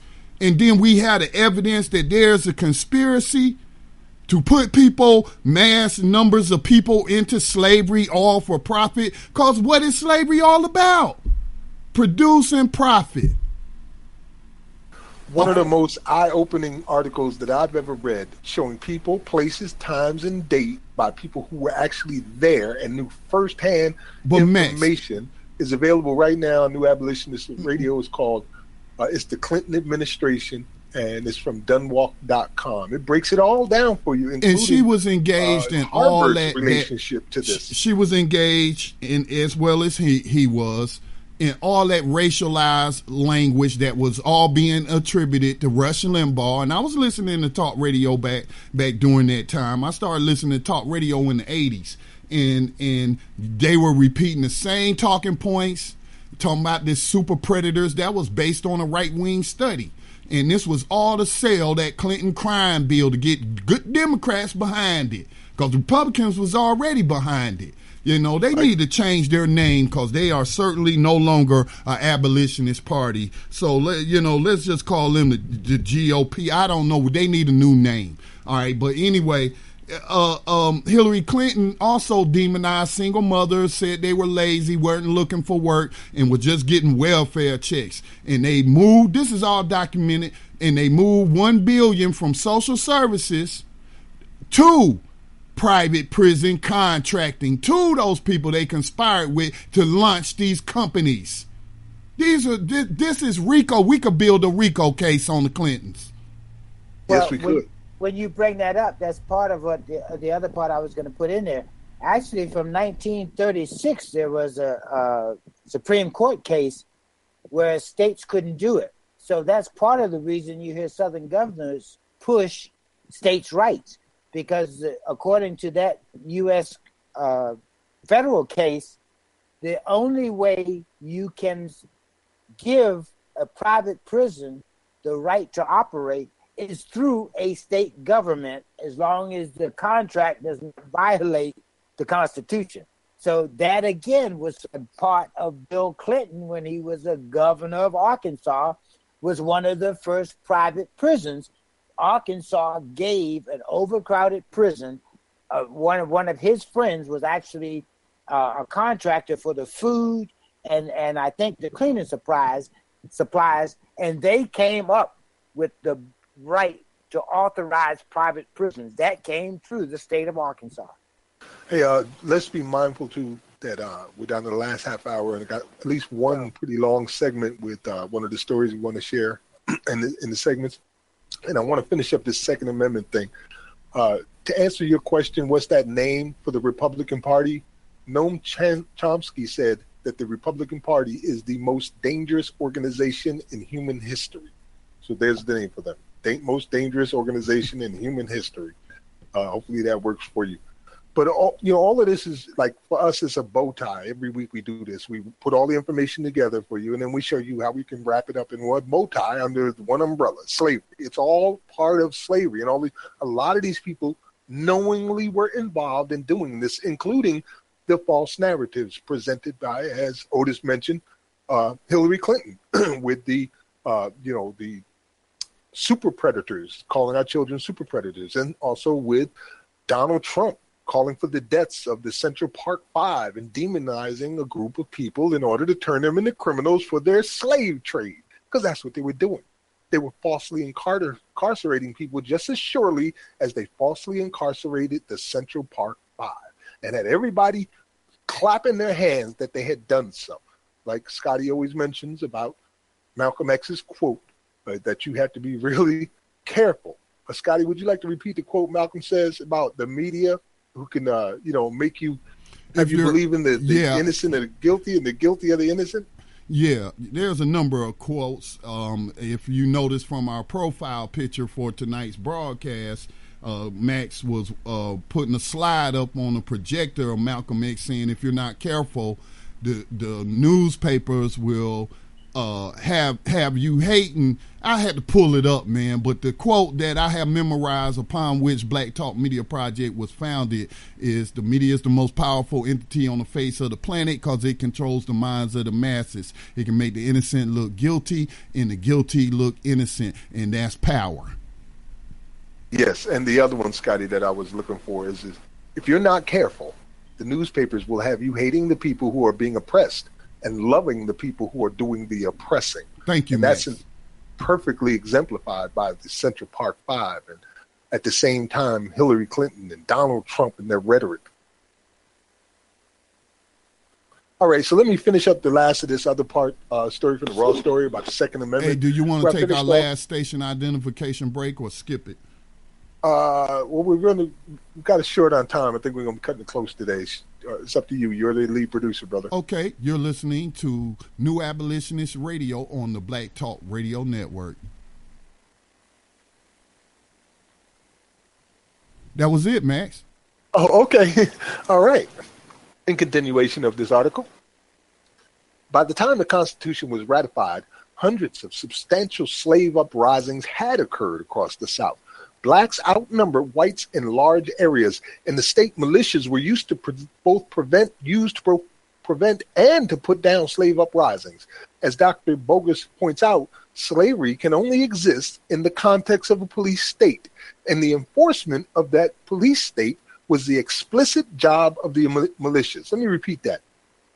Slavery can only exist in the context of a police state. Are we in a police state right now? That would be your answer.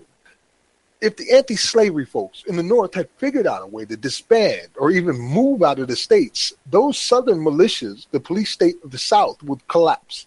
And similarly, if the North were to invite into military service the slaves of the South, then they could be emancipated, which would collapse the institution of slavery and the Southern economic and social systems altogether, much like what we're doing right now. These two possibilities worried Southerners like James Monroe, George Mason, who owned 300 slaves, and the Southern Christian evangelical Patrick Henry, who opposed slavery on principle, but also opposed freeing slaves. Their main concern was that Article 1, Section 8 of the newly proposed Constitution, which gave federal government the power to raise and supervise a militia, could also allow the federal militia to subsume their state militias and change them from slavery-enforcing institutions into something that could even one day free the slaves. This was not an imagined threat. Famously, 12 years earlier, during the lead-up to the Revolutionary War, Lord Dunsmore offered freedom to slaves who could escape and join his forces. Liberty to slaves was stitched onto their jacket pocket flaps. During the war, British General Henry Clinton extended the practice in 1779, and numerous freed slaves, served in General Washington's army. Thus, Southern legislators and plantation owners lived not just in fear of their own slaves rebelling, but also in fear that their slaves would be emancipated through military service. And the ratifying convention in Virginia in 1788, Henry laid it out. Let me here call your attention to that part, Article 1, Section 8 of the proposed Constitution, which gives the Congress power to provide for organizing, arming, and disciplining the militia, and for governing such part of them as may be employed in the service of the United States. By this, sir, you see that their control over our last and best defense is unlimited. If they neglect or refuse to discipline or arm our militia, they will be useless. The states can do neither, this power being exclusively given to Congress. The power of appointing officers over men not disciplined or armed is ridiculous, so that this pretending little remains of power left to the states may, at the pleasure of Congress, be rendered nugatory.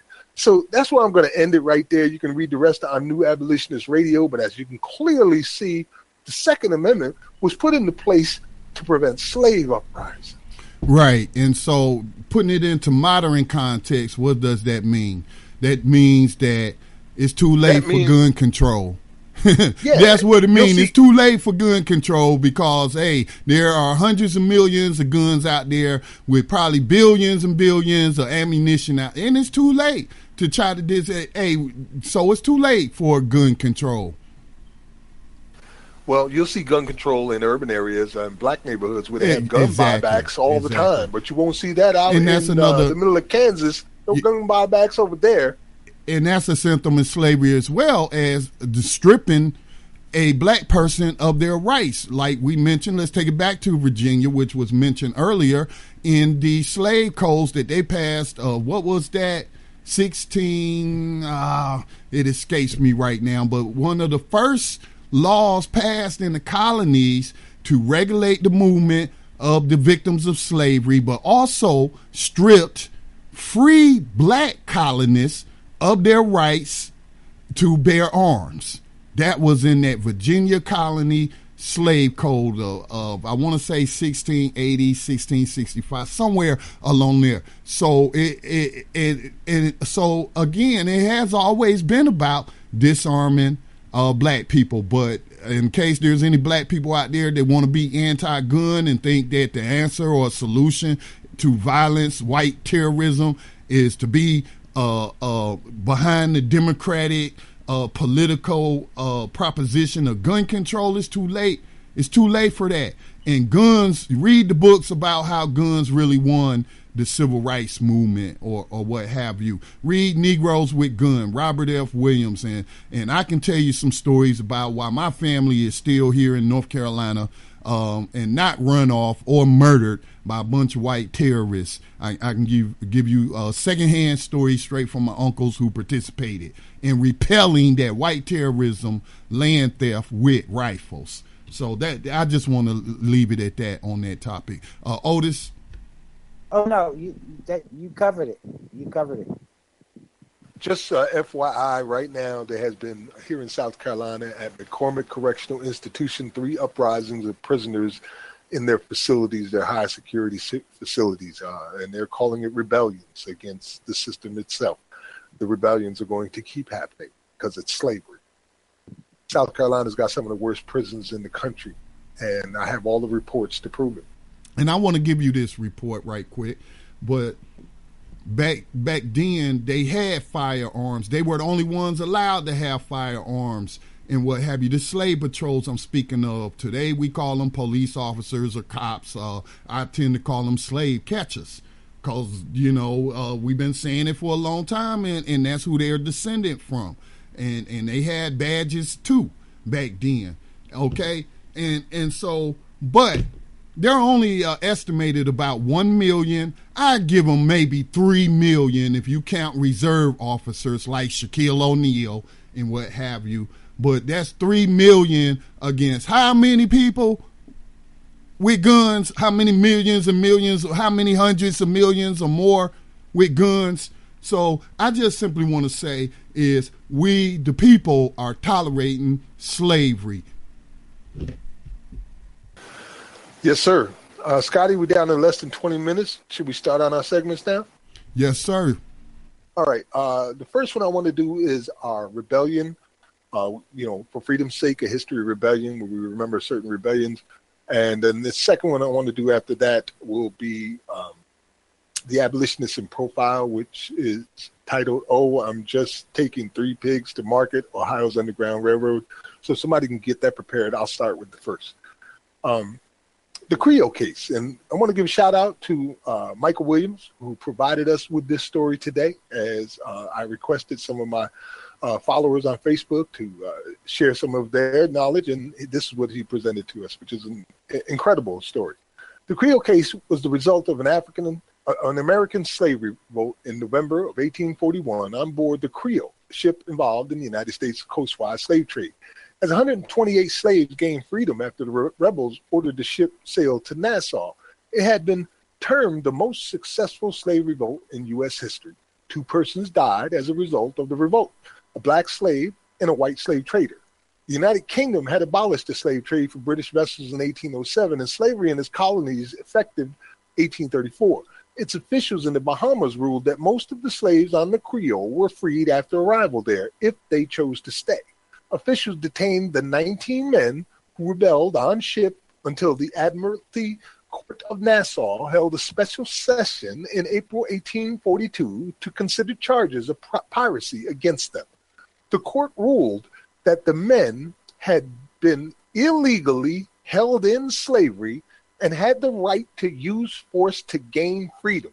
They were not seeking private gain. The 17 survivors, 2 had died in the interim, were released to freedom. Wow. Shout out to my people in South Carolina rebelling right now. Let me repeat that for you. The court ruled that the men had been illegally held in slavery and had the right to use force to gain freedom. They were not seeking private gain.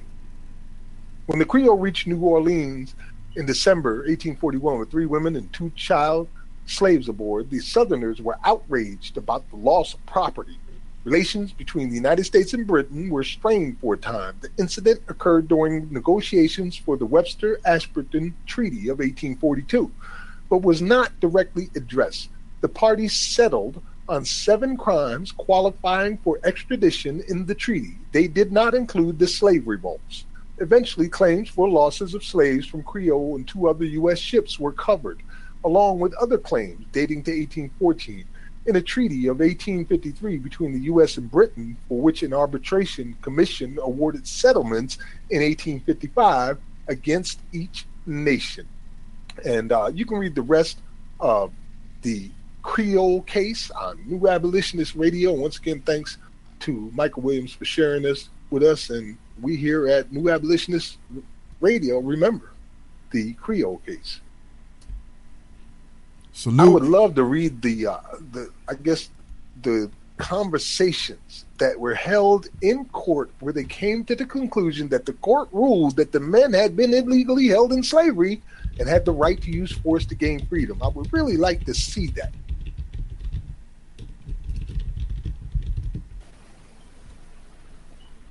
Anybody home?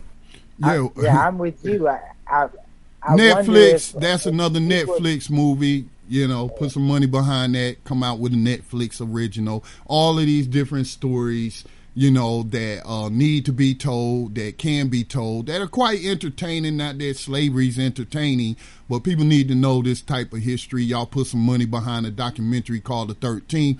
Like Max noted, it fell short of offering a solution like abolition, but you still somebody put some money behind that, and y'all looking for stories. There you go. Yeah, I was wondering if the Equal Justice Project, your boy Brian Stevenson, if they're gonna, you know, they have this elaborate system that they're monumented doing to lynching. I'm wondering if they're gonna cover some of that. I get upset every time I go and listen to one of his tapes, and he keeps talking about when slavery ended. So I still got an attitude with him. All right. Do we have somebody ready for the abolitionist profile? Yeah, I got it. Great. This, Scotty, just FYI, when this was given to me by Jess Ames, he was pointing out the brother that was involved in there who pretended to be a half-wit to be able to go entertain the slaves and the Thomas L. Gray. Yes. Now I thought that was just so interesting and wonderful to hear how people apply whatever they could do to help another get freedom. Now, is that an excerpt from the article? Because I'm gonna go through the article. Yes, I got it. Yes. All right. So it's just one little part of the article. And because they didn't mention his name. Of these people. They didn't mention his name in the title. Real Cheeto. Yeah, what? Real Cheeto. Real Cheeto. Okay. All right. So let me read this article. It's Appalachian history. So it says by the 1820s, and this was written by or posted by Dave Tabler in 2015 on March 19th. The website is AppalachianHistory.net. That usually covers the history of like areas of North Carolina, Tennessee, along that border, the Appalachian Mountains and what have you. But it says that, I'm just taking 3 pigs to market, Ohio's Underground Railroad. By the 1820s, several thousand African Americans had settled in Ohio. Early slave laws discouraged black settlement. In spite of the severe fines and penalties imposed by these laws, Ohioans were quite active in aiding fugitive victims of slavery on their journey north to freedom in Canada on the Underground Railroad network. A number of small black communities sprang up in southeastern Ohio and quite often served as stations, in quotations, along this network of safe houses. By necessity, the routes of the Underground Railroad generally avoided cities where more people meant a greater risk of being caught. They were often across areas of marginal farmland and wooded areas where houses were few. Anyone willing to take the risk might have been a conductor. Abolitionists, clergy, farmers, teachers, whites, free blacks, mulattoes, Native Americans, rich or poor. Some, like Harriet Tubman, are famous for their sacrifices, but others worked in secret and never told even their families of their involvement. The threats of local pro-slavery people did not frighten the abolitionists, says Norris Franz Snyder in Bridge City, the story of Zanesville and Muskingum County, Ohio. They not only held firmly to their opinions, I would say their righteous belief, but also helped escaping victims of slavery to reach freedom in Canada. For this aid, they were subject to a fine of $1,000 and imprisonment for 6 months under the Fugitive Slave Act of 1850, which was enforced by police, federal marshals, not just slave patrols. Law enforcement has long been involved. At least 25 Muskingum County families risked this punishment by operating stations on the Underground Railroad. This was a series of stations for transporting victims of slavery secretly to Canada. Escaping victims of slavery crossed the Ohio River near Parkersburg or Point Pleasant and were conducted through Beavertown to Zanesville and westward to New Concord on the way to Bloomfield and Coshocton, I guess. Sounds like a indigenous word. 2 northbound Underground Railroad lines through Rousseau and Pennsville came together at the home of Thomas L. Gray, a harness maker in Beavertown. One of Gray's trusted assistants was Real Cheeto, teacher, peddler, keel boatman, and the maker of pewter buttons. On peddling trips to the South, Cheeto posed as a half-wit and entertained the victims of slavery with eccentric songs. The plantation slavers saw no connection between Cheeto's visit and the departures of their victims. But Cheeto always had several victims with him when he knocked at the door of friends and hummed softly, "I'm on my way to Canada where colored men are free." The first station 1 mile north of Beaverton was operated by Miss Alphadilla Deaver. 2 miles further, victims were kept at the home of Henry Weller. Avoiding Roseville, the runaways found their next refuge at the home of Lydia Stokely. The store and tan yard of Andrew Dugan, 2.5 miles above the Stokely farm, gave the next haven. 2 miles further north, the escaping victims found safety at the grist mill of Josephus Powell. Stations between this mill and Putnam were kept at the 5 Mile House in the William Wiley, Cyrus Merriam, and Jenkins homes. As these people concealed victims during the day and smuggled them to other stations at night, they had many amusing and exciting adventures. Gray once started to Roseville with 3 victims and realized that he was being watched. He had the 3 boys lie on the floor of the wagon and hold up their hands and feet. Then he threw a sheet over them. When some pro-slavery men asked him what he was hauling, Gray replied, "Oh, I'm just taking 3 pigs to the market." This is the last paragraph. Alphadilla Deaver started to Roseville one morning with several victims concealed on the bottom of the wagon beneath straw and produce.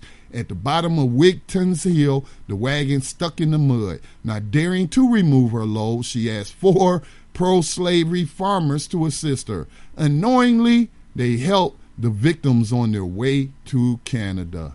All right, and so we salute the Ohio's Underground Railroad. Reality. Salute. Yes, salute, man. Awesome. Divine messaging in there. No doubt about that. I'm excited about you headed there. I'm going to try to get up to Middletown and come over and see you in person, Max. Good. I've got an old Air Force buddy of 40 years there, and we've been talking about how it's strange that things are coming together. Hope to stay on this journey with you till we get it done, man. Yes, sir, man. There's some big plans involved here. You're just hearing about people just hearing about the beginnings of it. There's some big things in the future. I told you last week that we have been promised now by the Human Rights Network that in 13 months we're going to have our first our congressional hearings on the 13th Amendment. That was a promise, and they etched it in stone, so to speak. So it's only about a year or two away before we start seeing some real fruit of this labors and maybe getting a lot of people their freedom. We got to work on getting a good contingent there to show the power of the movement. 13 months, that's not as long as you think. And we don't need the 13th Amendment and any other symbols of slavery to remind us that there are some racist, evil people out there in the world. And I would say that, some of them ain't even white. But they working for white supremacy. So let me clear that up right now. So, so I'm looking forward. That's very exciting news to hear congressional hearings on this human rights issue by capable people, by very capable people. I suspect I might, and you might as well. I know there'll be a few of us who will probably be required to speak at that circumstance, and I'm looking forward to that in particular. All right, well, we only got a couple minutes left, so I'm going to keep this really brief. It's our rider of the 21st Century Underground Railroad, and we want to give a salute and say welcome to freedom to Desmond Ricks. He's 51, and he was released in May from prison after some tests supported his remarkable claim that Detroit police intentionally pinned him with a homicide in 1992.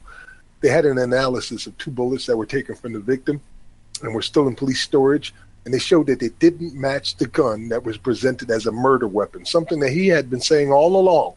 And with that new evidence, this brother managed to walk free.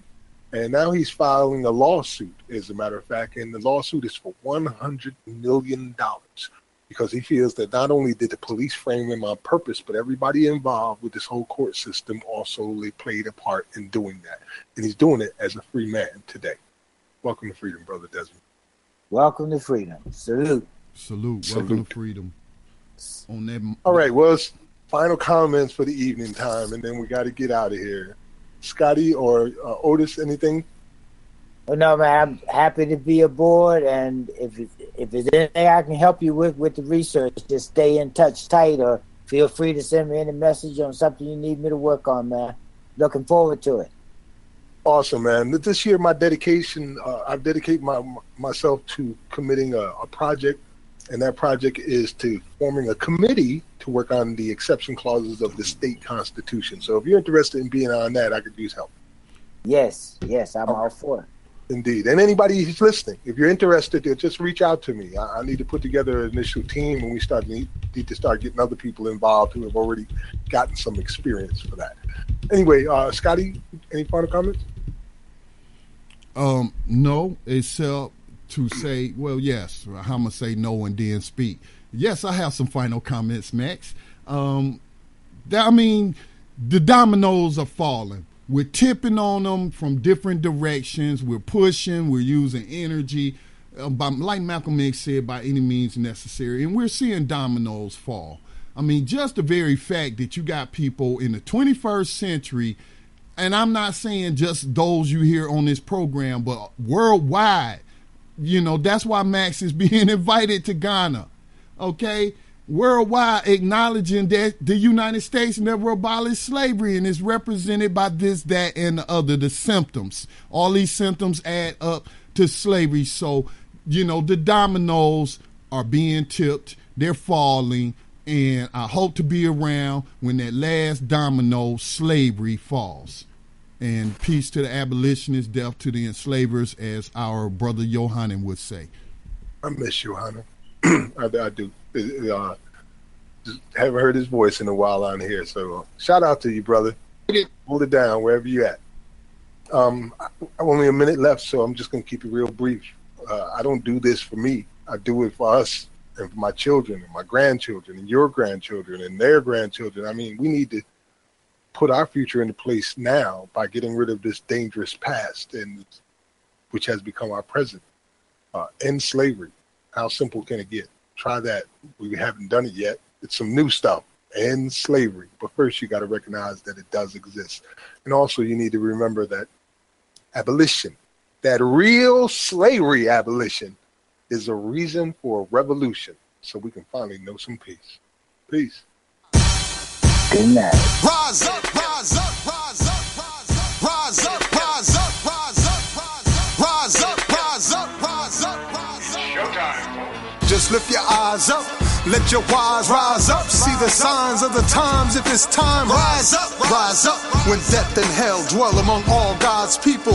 When those we chose and trusted have become completely corrupted and inherently evil. When the feast that feeds you starves our father's children. When snuff, porn, and pedo forms begin to get top billing, rise up.